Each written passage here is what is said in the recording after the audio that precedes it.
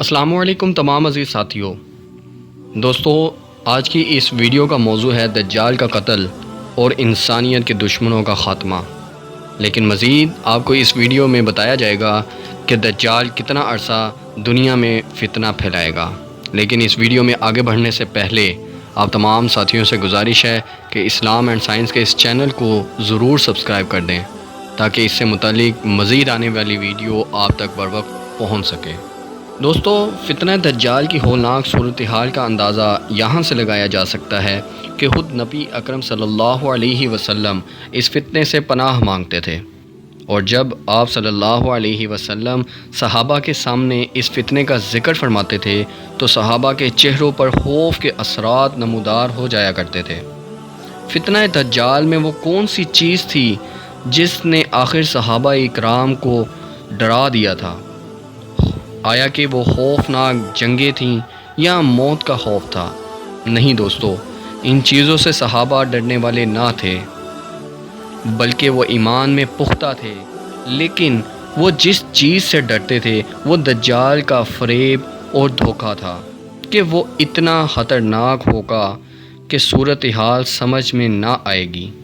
گمراہ کرنے والے لوگوں کی تعداد بہت زیادہ ہوگی۔ یہی وجہ تھی کہ آپ نے فتنہ دجال کو کھول کر بیان فرمایا اور اس کا حلیہ نقشہ اور ظاہر ہونے کا مقام تک بیان فرمایا اور اس کے فتنے سے پناہ مانگی۔ دوستو، دجال سے ایک صحابی کی ملاقات کا واقعہ اس سے پچھلی ویڈیو میں جیسا کہ بتایا گیا تھا، اور دجال کے کچھ سوالات کے مطابق بیسان کے کھجوروں کے باغات، زغر کا چشمہ اور بحیرہ طبریہ کہاں واقع ہے، ان کی حقیقت پر آئیے روشنی ڈالتے ہیں۔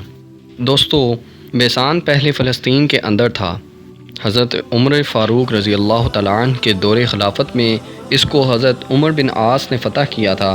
پھر بیسان 1948 تک اردن کا حصہ رہا، اور مئی 1948 میں اسرائیل نے بیسان پر قبضہ کر لیا۔ بیسان کا علاقہ اپنے کھجوروں کے باغات کی وجہ سے مشہور تھا اور آج بھی ہے۔ دوستو، دجال کا دوسرا سوال بحیرہ طبریہ سے متعلق تھا۔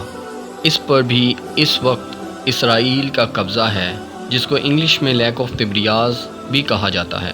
بحیرہ طبریہ کے گرد 9 شہر آباد ہیں، جن میں ایک شہر طبریہ بھی ہے، جو کہ یہودیوں کے 4 مقدس شہروں میں سے ایک ہے۔ یہ شہر ایک تاریخی پس منظر رکھتا ہے۔ یہاں ایک بہت قدیم عمارت ہے جس کو ہیکل سلیمانی کہا جاتا ہے۔ اس کے درمیان سے پانی نکلتا ہے۔ دوستو، بحیرہ طبریہ شمال مشرق اسرائیل میں اردن کی سرحد کے قریب ہے۔ یہ شمال سے جنوب تک 23 کلومیٹر تک ہے، جس کی چوڑائی 13 کلومیٹر اور گہرائی 157 فٹ ہے۔ کل رقبہ 166 مربع کلومیٹر ہے، جو کہ اسرائیل کو میٹھا پانی دینے کا ایک بہت بڑا ذریعہ ہے۔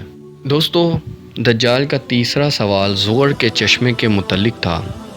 حضرت عبداللہ ابن عباس رضی اللہ تعالیٰ عنہ فرماتے ہیں کہ جب اللہ تعالیٰ نے قوم لوط کو ہلاک کرنے کا فیصلہ فرمایا تو حضرت لوط کو صدوم کی بستی سے نکل جانے کا حکم دیا۔ چنانچہ آپ اپنی 2 صاحبزادیوں کو لے کر نکل گئے، جن میں ایک کا نام ربا اور دوسری صاحبزادی کا نام زغر تھا۔ ان میں جب آپ کی ایک بیٹی زغر کا انتقال ہوا تو آپ نے اپنی بیٹی کو ایک چشمے کے قریب دفنا دیا، اور اسی لیے وہ چشمہ زغر کے نام سے مشہور ہو گیا۔ دوستو، یہ چشمہ بھی اسرائیل کے مشرقی جانب ہے۔ روایات کے مطابق حضرت لوط علیہ السلام جس بستی میں گئے اس کا نام زور تھا، جو آج اردن میں الصافی کے نام سے جانا جاتا ہے۔ دوستو، دجال سے متعلق نبی صلی اللہ علیہ وسلم نے فرمایا کہ اصفہان کے 70,000 یہودی دجال کے پیروکار ہوں گے، جن کے جسموں پر سبز رنگ کی چادریں ہوں گی۔ آج دیکھا جائے تو اسرائیل کے اندر ریشم سے ایک خاص قسم کا لباس تیار کیا جا رہا ہے، جو ان کے مذہبی پیشوا دجال کے آنے پر پہنیں گے۔ حضرت حذیفہ رضی اللہ تعالیٰ عنہ نے دجال کے بارے میں روایت نقل کرنے کے بعد فرمایا کہ آپ صلی اللہ علیہ وسلم نے فرمایا کہ میں اس کو اس لیے بار بار بیان کرتا ہوں کہ تم اس میں غور کرو، سمجھو اور باخبر رہو، اس پر عمل کرو اور اس کو ان لوگوں سے بیان کرو جو تمہارے بعد ہیں۔ لہٰذا ہر ایک دوسرے سے بیان کرے، اس لیے کہ اس کا فتنہ سخت ترین فتنہ ہے۔ مسلم شریف کی حدیث نمبر 2250 کے مطابق حضرت نواس ابن سمعان رضی اللہ تعالیٰ عنہ فرماتے ہیں کہ ایک دن حضور صلی اللہ علیہ وسلم نے دجال کے بارے میں بیان فرمایا۔ بیان کرتے وقت آپ کی آواز کبھی ہلکی ہوتی تھی، کبھی بلند ہو جاتی تھی، حتیٰ کہ ایسا انداز بیان تھا کہ ہم کو ایسا گمان ہوا کہ دجال کھجوروں کے باغ میں ہو۔ پھر جب ہم شام کو آپ کی خدمت میں آئے تو ہمارے چہروں پر اثرات دیکھتے ہوئے فرمایا، کیا ہوا؟ ہم نے کہا، یا رسول اللہ، آپ نے دجال کا بیان کیا، آپ کی آواز کبھی بلند ہوتی تھی اور کبھی پست ہوتی تھی، چنانچہ ہمیں یوں گمان ہوا گویا دجال کھجور کے باغ میں ہو۔ اس پر آپ صلی اللہ علیہ وسلم نے فرمایا، اگر وہ میرے سامنے آیا تو میں تمہاری طرف سے کافی ہوں گا، اور اگر وہ میرے بعد نکلا تو تم میں سے ہر ایک اپنا ذمہ دار ہوگا، اور اللہ ہر مسلمان کا نگہبان ہے۔ وہ دجال کریل جوان ہوگا، اس کی آنکھ پچکی ہوئی ہوگی، تم میں سے جو بھی اس کو پائے تو اس پر سورہ کہف کی ابتدائی آیات پڑھے۔ وہ اس راستے سے آئے گا جو عراق اور شام کے درمیان ہے، وہ دائیں بائیں فساد پھیلائے گا۔ اے اللہ کے بندو، اس کے مقابلے میں ثابت قدم رہنا۔ ہم نے کہا، یا رسول اللہ، وہ دنیا میں کتنے دن رہے گا؟ آپ صلی اللہ علیہ وسلم نے فرمایا، 40 دن۔ پہلا ایک دن 1 سال کے برابر، دوسرا دن 1 مہینے کے برابر، تیسرا دن 1 ہفتے کے برابر، اور باقی دن عام دنوں کی طرح ہوں گے۔ ہم نے کہا، یا رسول اللہ، اس کے سفر کی رفتار کیا ہوگی؟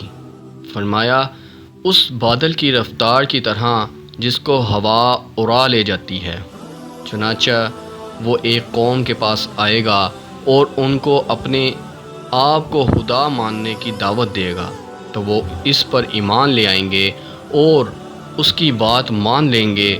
لہٰذا دجال ان سے خوش ہو کر آسمان کو حکم کرے گا، جس کے نتیجے میں بارش ہوگی، اور زمین کو حکم کرے گا تو وہ پیداوار اگائے گی۔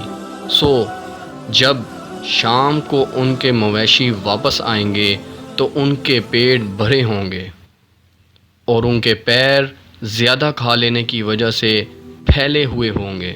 پھر دجال ایک اور قوم کے پاس آئے گا اور ان کو دعوت دے گا تو وہ اس کی دعوت کا انکار کر دیں گے۔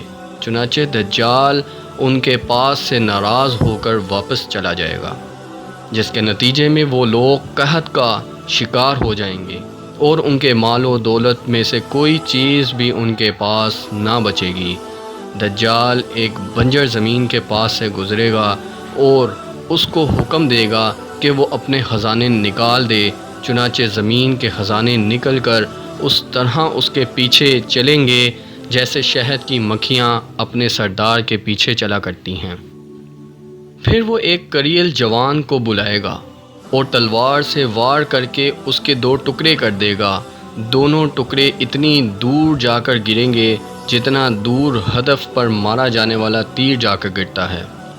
دوستو، پھر آپ صلی اللہ علیہ وسلم نے فرمایا، پھر دجال اس مقتول جوان کو پکارے گا تو وہ اٹھ کر اس کے پاس آ جائے گا۔ یہ سلسلہ چل ہی رہا ہوگا کہ اللہ تعالیٰ عیسیٰ علیہ السلام کو بھیج دے گا۔ مسلم شریف کی دوسری روایت میں ہے کہ دجال اس نوجوان پر پہلے بہت تشدد کرے گا، اس کی کمر بہت مارے گا، پھر پوچھے گا کہ اب مجھ پر ایمان لاتا ہے یا نہیں؟ وہ کہے گا، تو دجال ہے۔ پھر دجال اس کی ٹانگوں کے درمیان سے آرے سے چیرنے کا حکم دے گا اور اس کو درمیان سے چیر دیا جائے گا۔ پھر دجال اس کو جوڑ کر پوچھے گا اب مانتا ہے مجھ کو؟ وہ کہے گا اب تو مجھے اور یقین ہو گیا کہ تو دجال ہے۔ پھر وہ نوجوان کہے گا کہ لوگوں، میرے بعد کسی کے ساتھ ایسا یہ نہیں کر سکتا۔ آپ صلی اللہ علیہ وسلم نے فرمایا، اس کے بعد دجال اس جوان کو ذبح کرنے کے لیے پکڑے گا، چنانچہ اس کی پوری گردن کو اللہ کی جانب سے تانبے کا بنا دیا جائے گا، لہٰذا دجال اس پر قابو نہیں پا سکے گا۔ آپ صلی اللہ علیہ وسلم نے فرمایا، پھر دجال اس کو ہاتھوں اور پیروں سے پکڑ کر پھینکے گا، لوگ سمجھیں گے کہ اس کو آگ میں پھینکا ہے، حالانکہ اس کو جنت میں ڈالا گیا ہوگا۔ پھر آپ صلی اللہ علیہ وسلم نے فرمایا، اس نوجوان کی شہادت اللہ رب العزت کے قریب ان تمام لوگوں میں افضل شہادت ہوگی۔